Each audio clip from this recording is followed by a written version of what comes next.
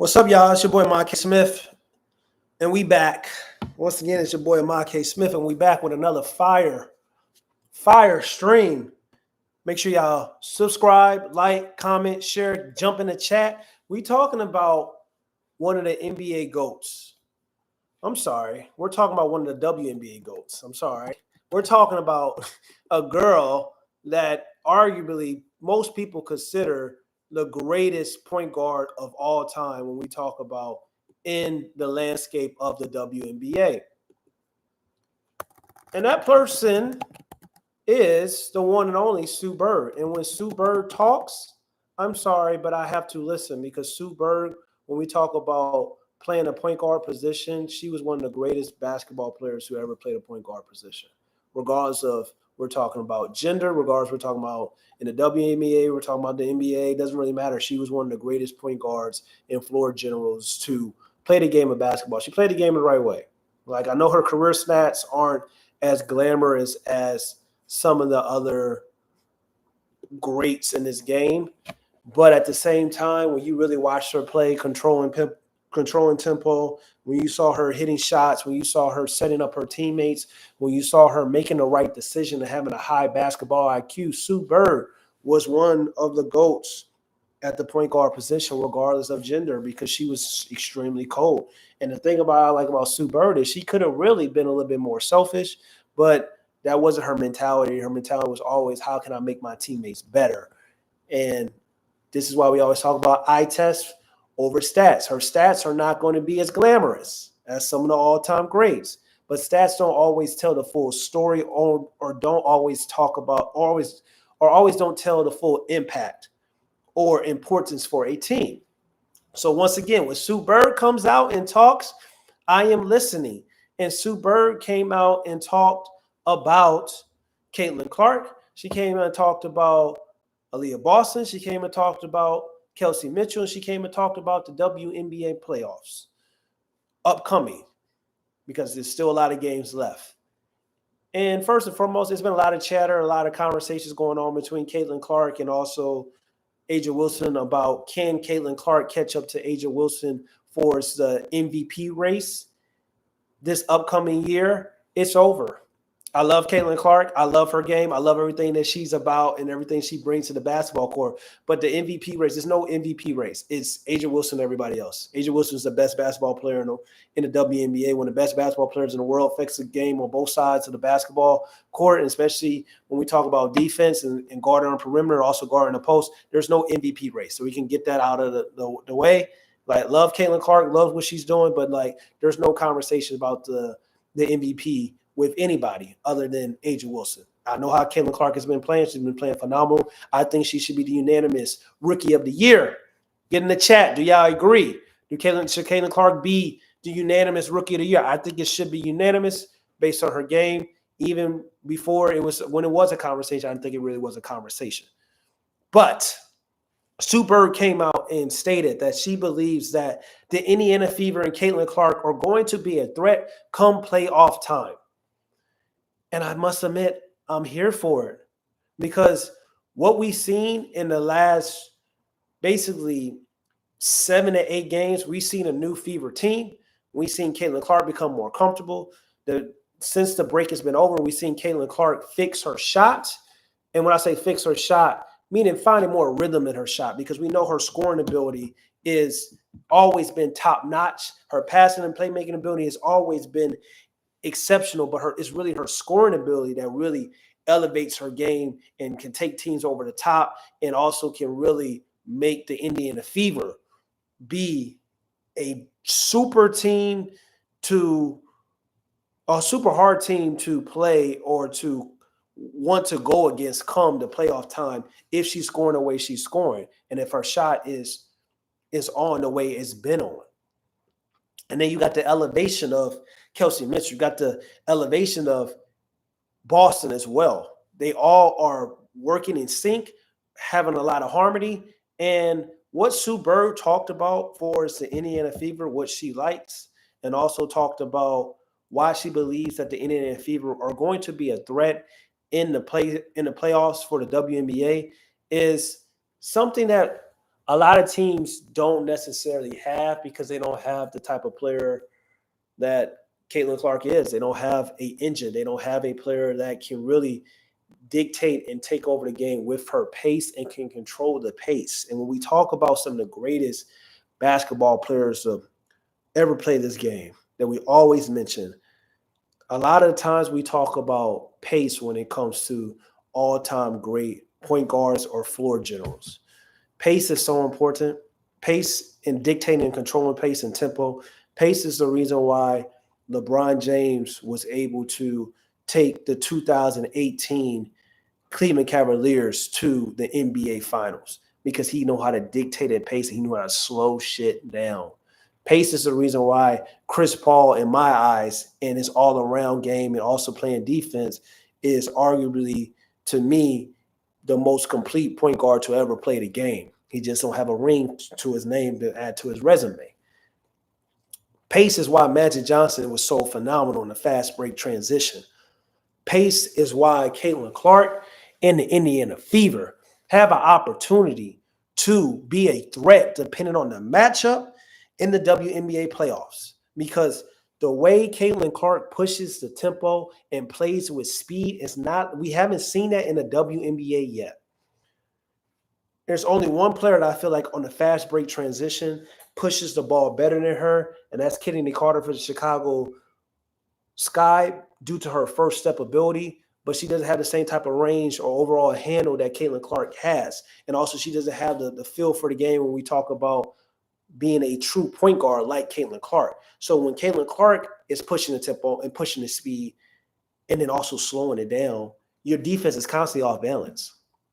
So that's why Suebird came out and said she believes that in the WNBA playoffs that the indianaFever and CaitlinClark are going to be a threat depending on who they match up against. It's due to their play style because they play extremely fast. And not only that, they play extremely fast, and also they have players that are always in the right positions due to the fact that CaitlinClark's on-ball gravity allows her to absorb a lot of defenders and pass to the open man and to get easier shots and easier looks. Pace, speed.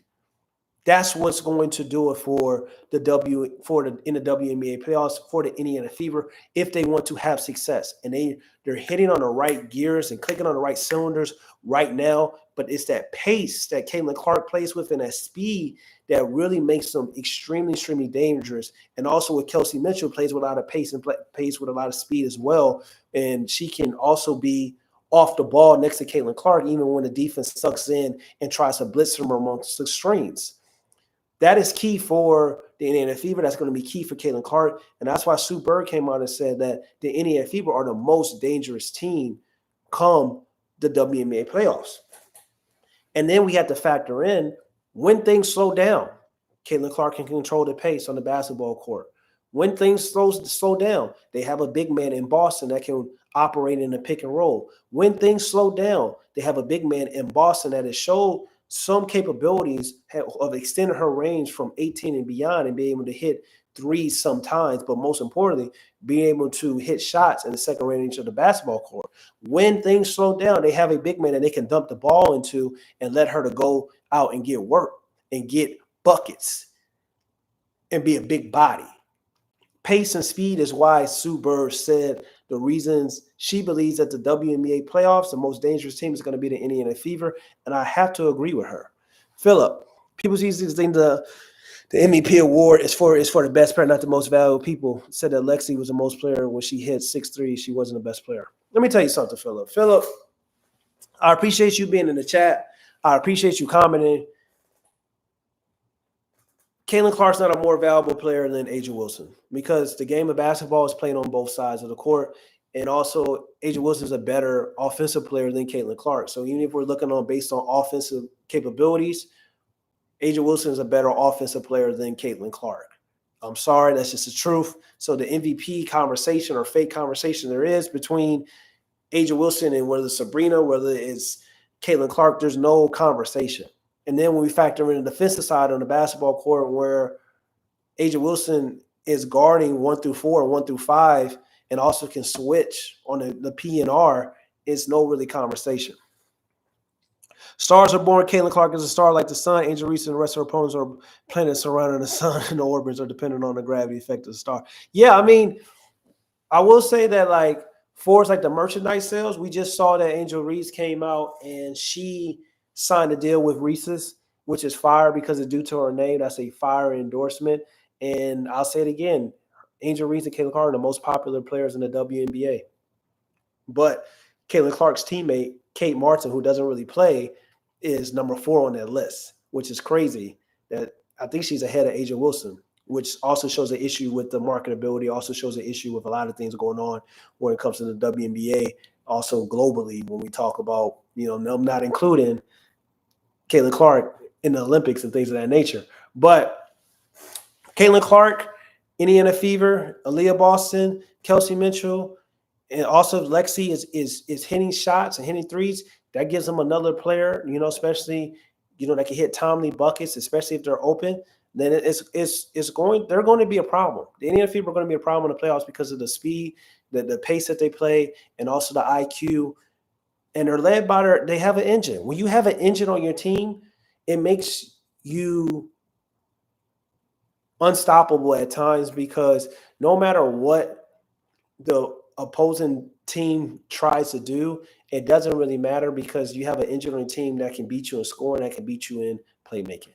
That's why James Harden was so lethal in his problem with the Houston Rockets. James Harden was dropping 40, 50, 60 points, but he also was racking up 10, 15 assists per game in his prime with the Houston Rockets, going on a tear. CaitlinClark, right now, she's finding her flow. She's finding her rhythm scoring. That's why I keep talking about scoring. Like, if she starts finding that scoring ability back to her Iowa days and her shot is flowing and feeling more comfortable, it's going to be over for the WNBA. Because what that means is that it's already difficult as hell playing against a player that can beat you just by scoring. It's even more difficult playing against a player that can beat you with their passing. When both are clicking and aligned and in sync, it's beautiful music. That's what it is. It's beautiful music that's being made. It's like painting a beautiful canvas. That's why I love watching skillful players. I love watching talented players that get the handle, that can shoot, that can pass, because it's like watching them paint a canvas on the basketball court. And when things align, you see the most beautiful painting. That's why basketball is such a beautiful sport. And that's why when we talk about CaitlinClark, we talk about her speed, her passing, her playmaking, and her scoring. When those things are all coming together, like they have been recently, we're seeing the future best player in the WNBA. James Hyde says CC tops anyone on any backcourt. That's not true. I can't get on that because Sabrina Escu has an all-around game and she's more complete basketball player at this point in her career. Orike, best shot maker in the league as well. That's a toss-up. I think she's better than some other guards though as well, but I still think Sabrina and I still think Orike is better than her. Philip, Caitlin is pilot flying the chart jet. She's taking her teammates along for a ride, or it's taking the whole league along. Yes, she is. I mean, it's been fun to watch. It's been incredible to watch. It's been incredible to witness. And the beauty of this is that this is only the beginning, and the playoffs are going to be very exciting. And if the Indiana Fever keep winning, there's more. Guess what? There's more pressure for other teams to win right now than it is for the Indiana Fever. Everything right now, the Indiana Fever make the playoffs. They ain't made the playoffs in years. Everything that's happening right now is icing on the cake. CaitlinClark keeps dominating. Kelsey Mitchell finding her rhythm. Boston hooping. They're winning games. The speed and the pace. They're not really supposed to be doing what they're doing right now.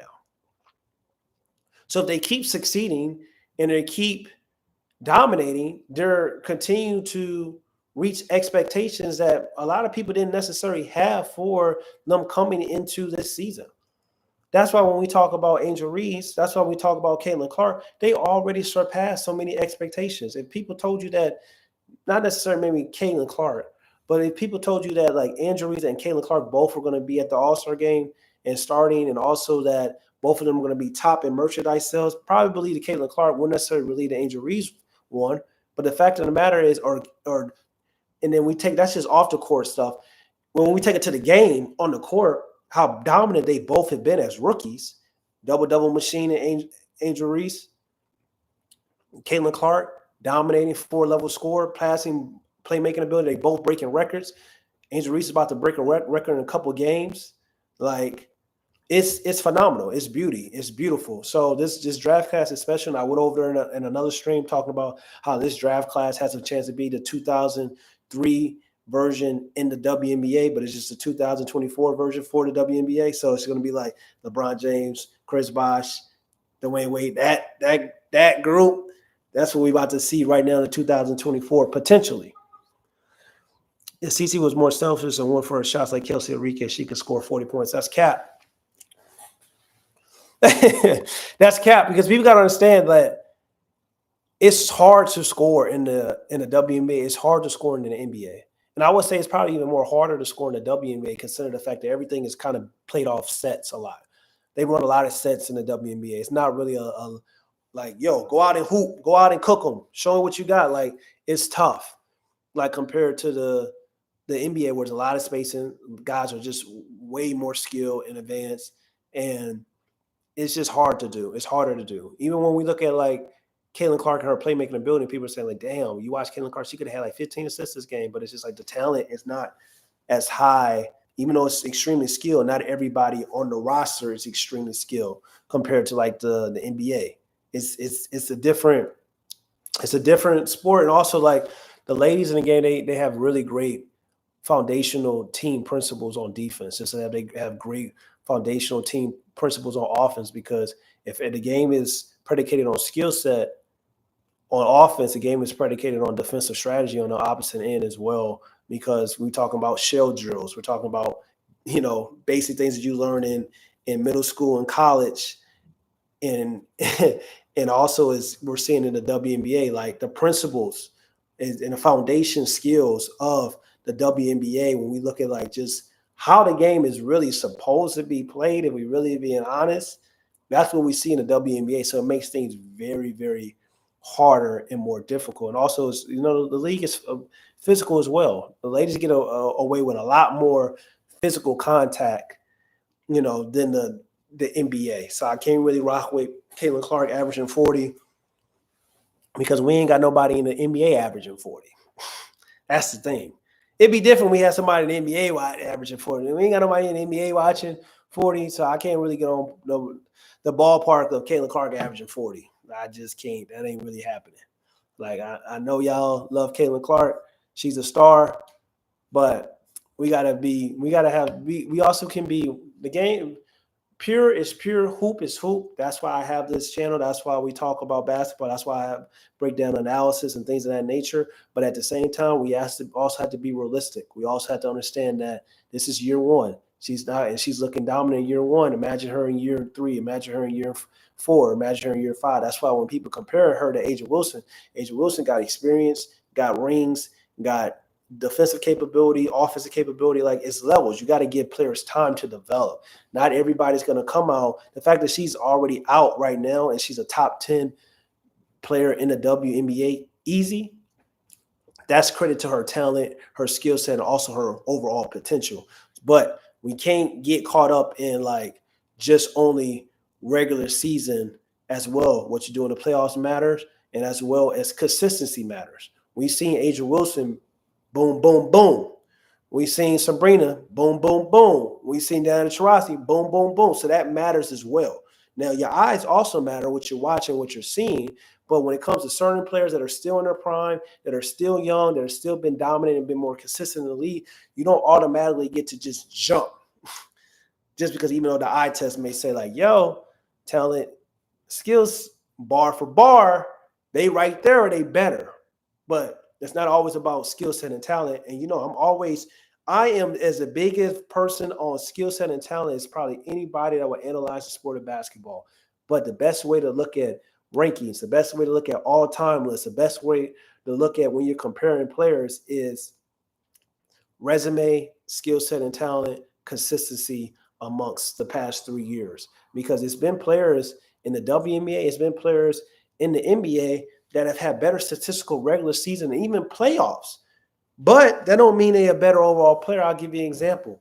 Jalen Brunson has been hooping. He's been balling. He's been cooking.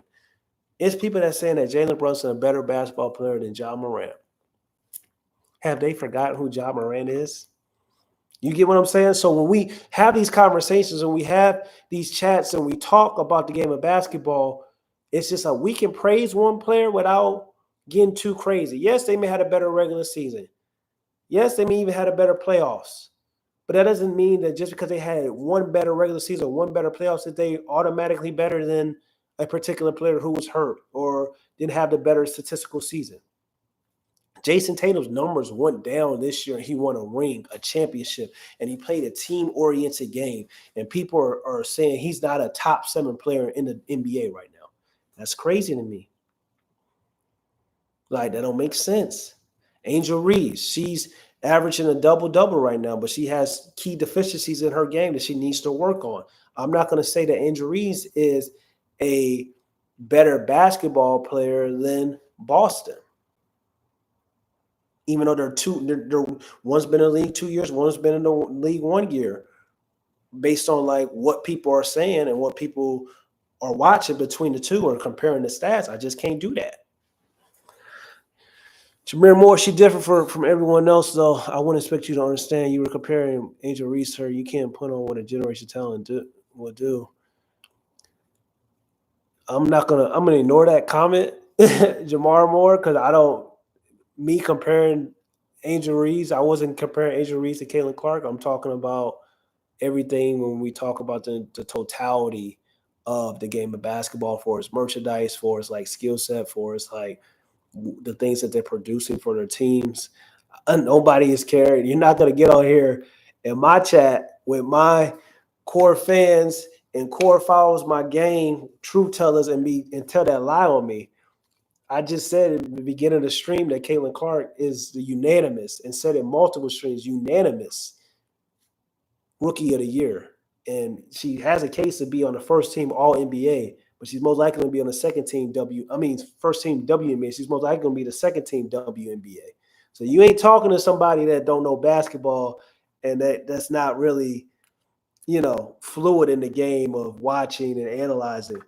I will never sit up and say that like CaitlinClark and Angel Reese are the same type of basketball player. They play totally different positions. So even when people compare those two, it never really made any sense, geared to the fact that their positions are totally different and their play styles are totally different. But they both have different impacts and they both have made success, and came in the league as rookies and really have dominated and really have helped the league grow. If you don't understand that, my brother, Mr. Moore, I can't really help you. It's just all about appreciating all players. We can have a conversation. I can talk about CaitlinClark and appreciate Angel Reese. I can talk about Angel Reese and appreciate CaitlinClark. I can talk about deficiencies in Angel Reese's game, deficiencies in CaitlinClark's game, and still appreciate their greatness. What we're just having a conversation because hoop is hoop. And I'll give you an example, Mr. Moore.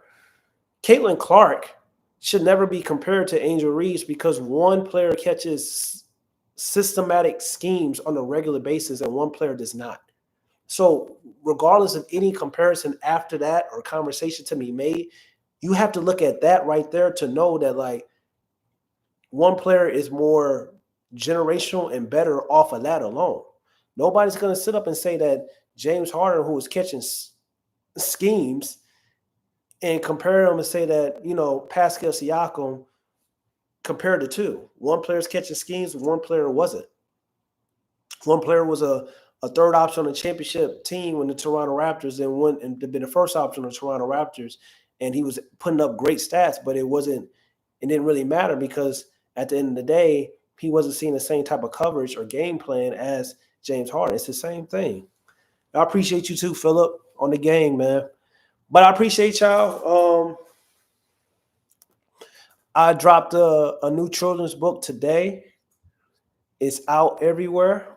But I'm going to do another stream on that when we have another big time stream, probably this weekend.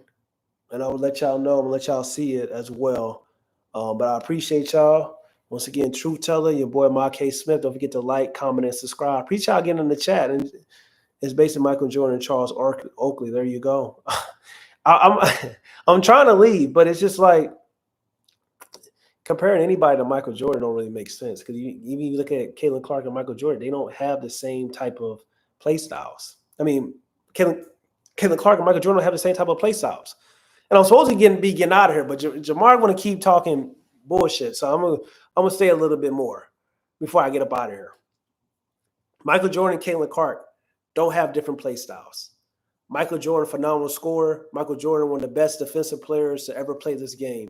CaitlinClark, great scorer, great playmaker. Michael Jordan knew how to make the ball and pass the ball, but Scottie Pippen played the dual forward role, so he really didn't have to pass and facilitate the way CaitlinClark. Two different players. What are we talking about? Like, what are we talking about? Like, it doesn't make any sense. It doesn't make any sense. And you said you're talking about skill sets. I'm not talking about skill sets. I'm talking about the level of player. Stop trying to be a nerd. If you're talking about the level of player, you would never compare CaitlinClark, who's a rookie, to Michael Jordan. It don't make sense. And if you were talking about level of player, you would talk about Maya Moore. You would talk about Candace Parker. Like you would talk about Aja Wilson, who is the similar players if you want to talk about reaching that GOAT status. You would talk about probably Diana Taurasi, Cheryl Swoops if you want to go back in the day, Cynthia Cooper if you want to go back in the day. When we talking about, like, if you want to talk about level of player, CaitlinClark's not the level of player of any of those players I've mentioned possibly yet, but may not never be. So if we talk about level of player, if you don't want to talk about skill set, fine, we don't have to talk about skill set. But if you want to talk about level of player, this guy just talking about, like, CaitlinClark's a rookie, Michael Jordan's a GOAT. You ain't even gave this woman time yet. Before it's the GOATs of the WNBA, they talk about Diana Taurasi, Cheryl Swoops, Cynthia Cooper, and Maya Moore, Candace Parker, up and coming Aja Wilson, who may surpass all of them eventually.